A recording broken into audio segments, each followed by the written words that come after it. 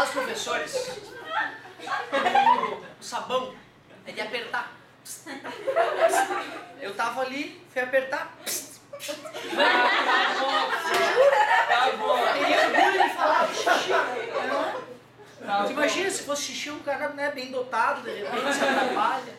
Mas não, mediano, do jeito que eu sou, só o xixi. Mediano.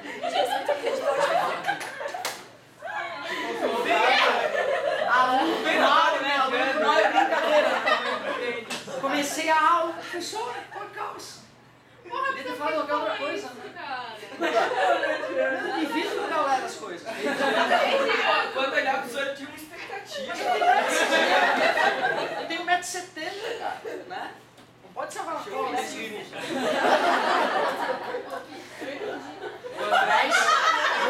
Como é que é a piadinha? Mais vale um pequenininho brincalhão do que um grandão bobalhão. O senhor é grande e também é bobalhão. Essa é boa. Ô galerinha, olha só. Hoje, essa Física B, aula 1, 2, 3, aula 4, aula 5 agora, né? Confirma aí pra mim. Aula 5. É isso? Segunda lei. Engraçado, né, cara? Nós falamos da primeira lei de Newton. Falamos da primeira lei de Newton esse ano. E não, né? Alguém lembra o apelido dela? Lei da inércia. Agora, olha só, tu não tem que ficar preocupado se tu não lembra da lei toda. Ontem, na aula de mecânica geral, alunos, então, que já fizeram todo o ensino médio, alunos que passaram 2 anos da faculdade estudando física, física 1, física 2, física 3, estão fazendo física 4 agora. Alunos que já fizeram cálculo A, cálculo B, cálculo C, estão fazendo cálculo D ou E agora. O professor me pergunta, primeira lei de Newton. Cara, da turma de 20, tinha 1 ou 2 que sabiam. 1 ou 2. Caras que já viram isso várias vezes. Quando a força resultante é igual a 0, quando a força resultante é igual a 0, 2 possibilidades. Ou o cara está em repouso, ou ele está em M. E não se esqueça, olha um objeto em repouso, podes falar. Que a força resultante é 0. Olha um objeto em MRU, podes falar. Força resultante é 0, tanto a ida quanto a volta. Eu acho que essa é uma boa maneira de enunciar a primeira lei de Newton. No livro está assim, ó. Quando a soma das forças atuando num corpo é nula, ou seja, quando a força resultante é 0, o corpo tende a manter seu estado de movimento, entre aspas, MRU, ou parênteses, né? Ou repouso. Ou seja, está em MRU, vai continuar em para toda eternidade. Se está parado, vai continuar enquanto a força resultante for 0. É isso aí. Não custa lembrar, né, cara? Porque é engraçado começar pela segunda. Isso é muito estranho. Geralmente a gente começa pela primeira, pula para a terceira, apelidinho dela, terceira lei de Newton. Ação, lei da ação e reação. Alguém arriscaria enunciá-la?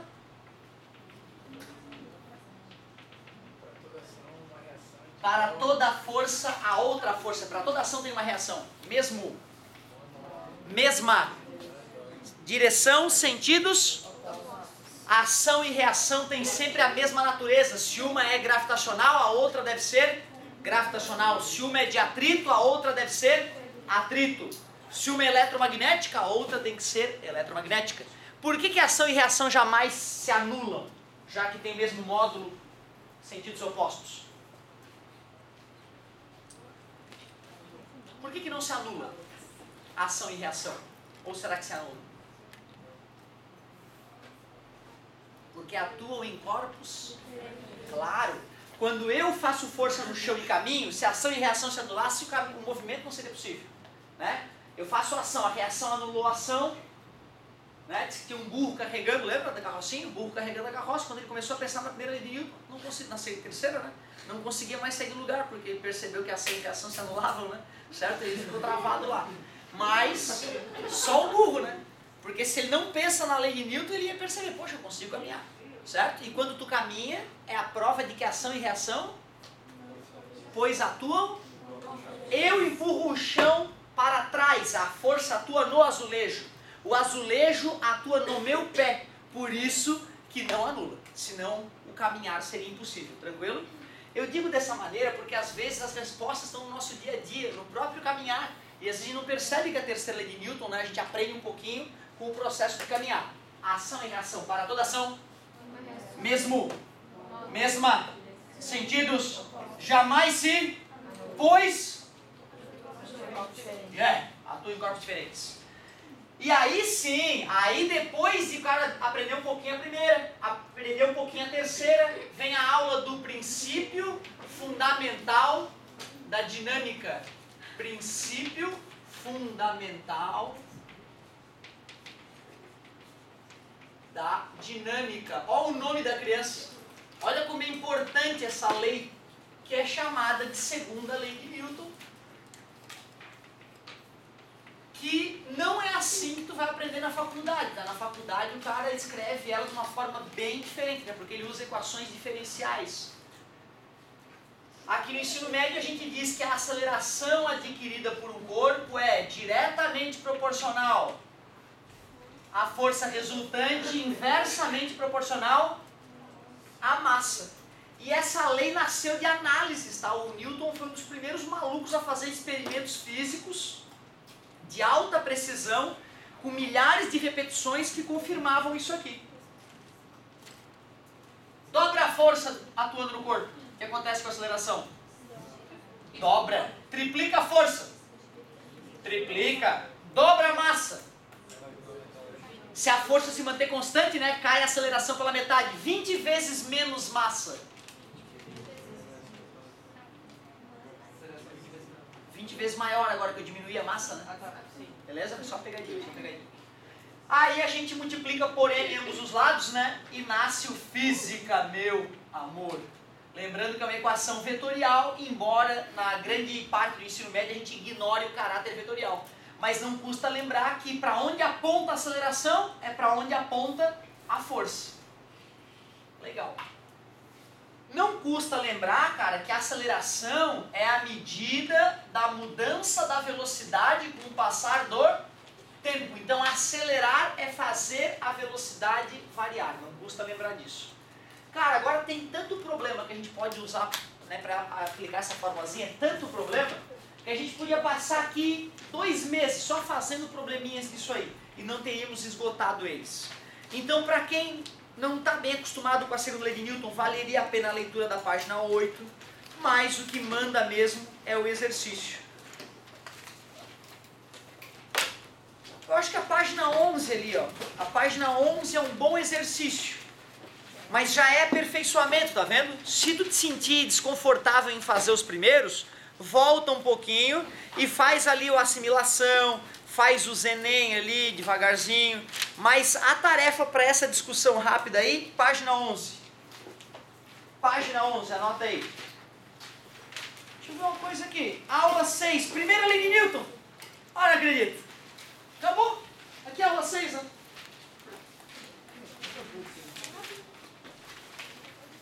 O que é estar em equilíbrio? Força resultante.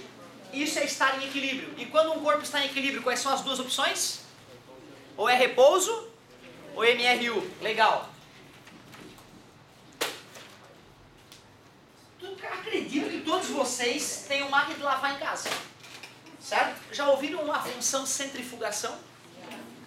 Eu pergunto, como pode o fato de a máquina ficar girando fazer com que a água seja expulsa da roupa, parte da água?